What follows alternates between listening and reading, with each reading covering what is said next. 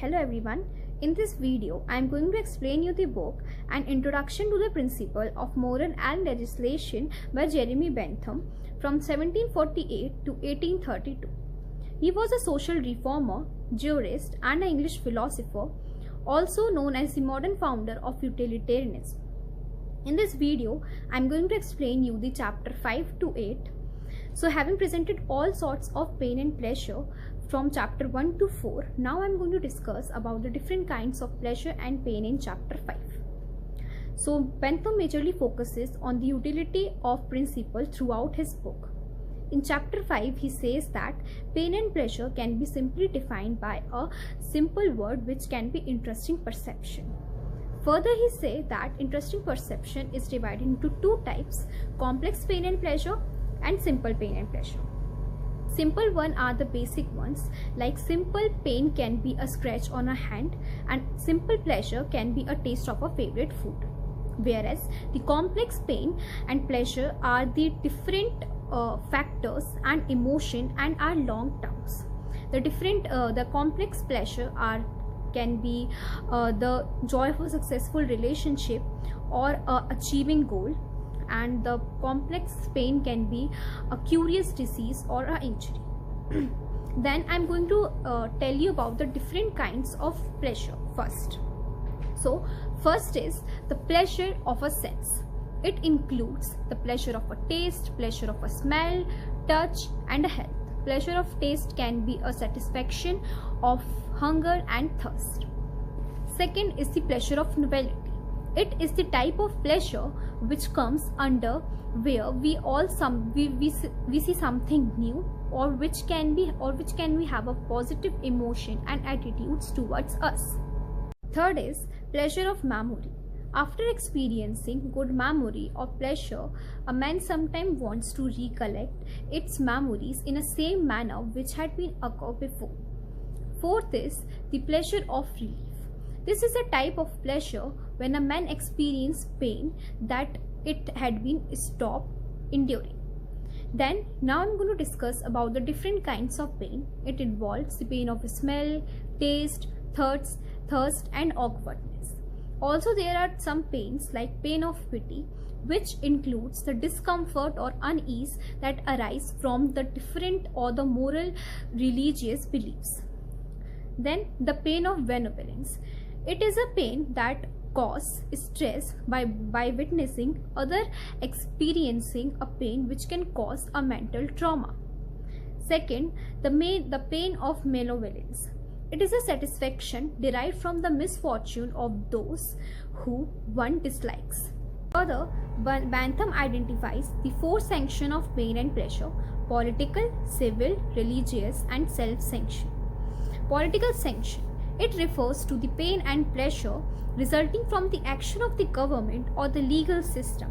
It includes the legal punishments like fine, imprisonment or rewards like promotions and honors. The political system aims to promote compliance with laws and deter harmful behaviors. Second is the civil sanction. This includes social pressure or can influence behavior such as the influence of family, friends or society at large.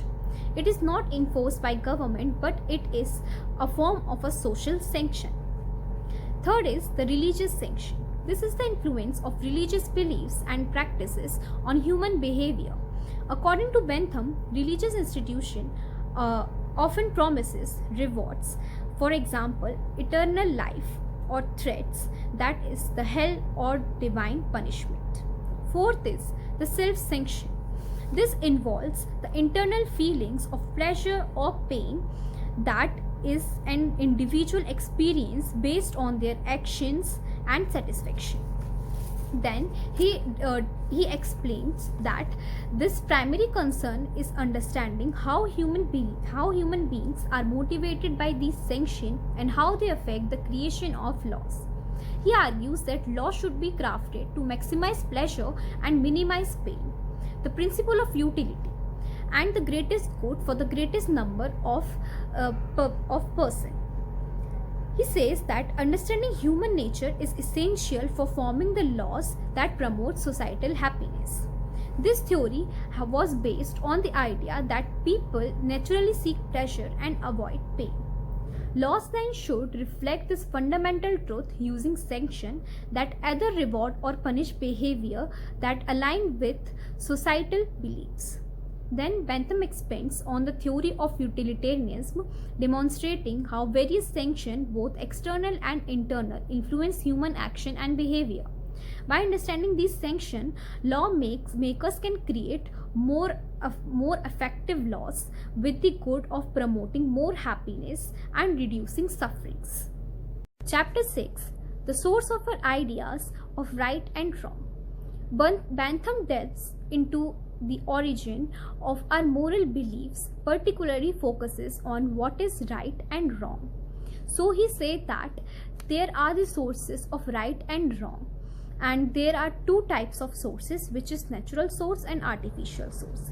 Natural sources of right and wrong are that he distinguished between the ideas of right and wrong that comes from nature and are the products of human invention. He said that there are universal moral principles that are inherent in human nature. He said the influence of sentiments is also a major factor of a natural source of right and wrong. Our moral judgments are often influenced by sentiments like sympathy and antipathy. These emotional reactions play a significant role in shaping of understanding of right and wrong decisions. Then second is the artificial wrong and right sources. Artificials are those that Bentham explains that many of our ideas about morality comes from social and legal structure rather than the nature. These ideas are artificial, meaning they are constructed by the society and the government. Social conventions and law. Moral principles are often the product of social conventions which arise from the need for social cooperation and harmony. Societies establish rules and laws to manage behavior, and these rules over time become internalized as moral principles. Then the role of legislation. Bentham emphasizes the importance of legislation in shaping moral beliefs. Laws set by the governments influence individuals' perception right and wrong by defining certain behaviors as acceptable or unacceptable.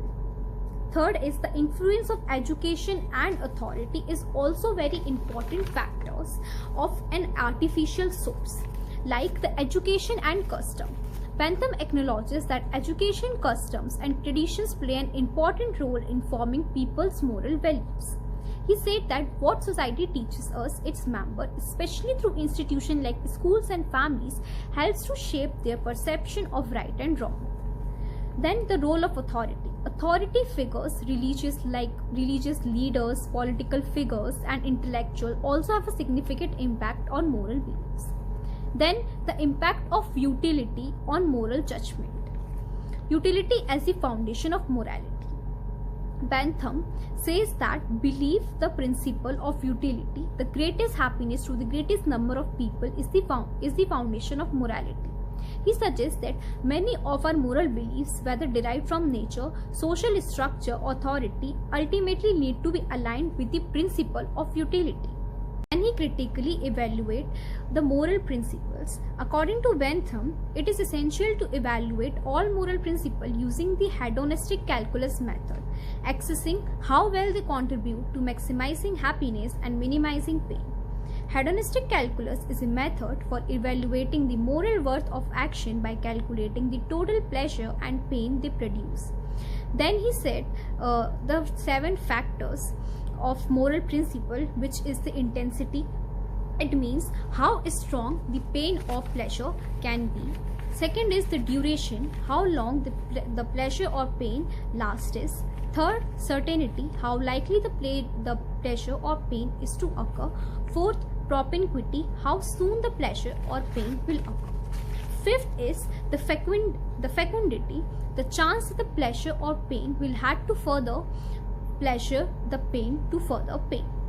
Sixth is the purity, the pain of pleasure. Seventh is the extent, how many people are affected by pleasure and pain. Now we are going to start chapter 7, name of human actions in general. understanding human action in the context of moral philosophy and law. This chapter is important as it lays the formulation for Bentham's utilitarian philosophy, where he focuses on the consequences of action and the ideas that the rightness of an action is determined by its ability to promote greatest happiness or pleasure for the greatest number of people. Human action and volition. Bentham differentiates between the different kinds of action. In particular, he focuses on the two types of action, voluntary and involuntary. Voluntary actions are those which performed by an individual who is aware of their action and intends to carry out. These are the actions that are relevant to moral and legal evaluation. Second, involuntary actions that occur without the unlawful individual's intentions. He asserts that these actions do not bear moral responsibility in the same way voluntary action does.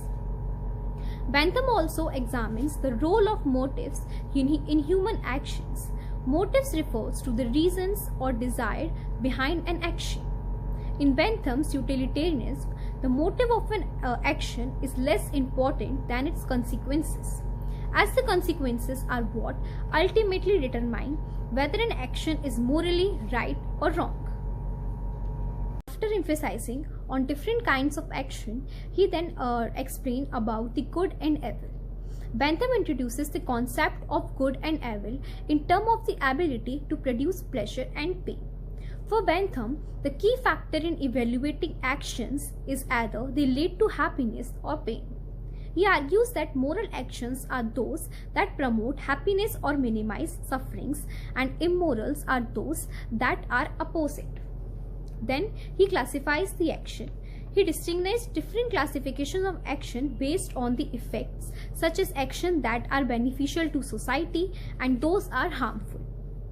Then he presents a framework for understanding human action theory, the law of utilitarianism. He emphasizes the importance of voluntary actions and their consequences, while also suggesting that motives are secondary to outcomes. Chapter 8 of the utility of the penal branch of jurisprudence. In this chapter, Bentham discusses the role of punishment within the legal system, especially focuses on how and why punishment should be applied and the limits to their jurisprudence. Bentham explores the connection between morality, laws, and the justification of punishment. He discusses that primary functions of the legal system is to prevent harm and promote happiness, and punishment should only be employed when it serves and clear. He stresses that punishment should be used as a tool to deter crime, correct wrongdoers, and protect society, but if it should ever be excessive or injustice. Bentham argues that moral principles should guide legislative directions. Laws and punishments must be measured and reasonable based on the principle of utility. He said that which seeks to maximize happiness and minimize suffering. Then he compared utility and punishment. Bentham's utilitarian philosophy asserts that actions are right or wrong depending to their ability to produce happiness and minimizing pain. He argues that punishment is only justified if it promotes overall societal well-being and prevents more significant harm. Then he said the proportionality of punishment. Bentham introduced the idea of punishment should be proportionate to the crime committed. Overly harsh or excessive punishment is not justified and can lead to unnecessary suffering, which is contrary to the utilitarian aim of promoting happiness. He says the prevention of crime. The primary function of punishment in the legal system, according to Bentham, is to deter crime. Punishment should serve as a prevention measure to discourage individual from committing harmful acts benefiting society and whole. Then moral and legal consideration. Bentham emphasizes that laws should be based on rational moral principles.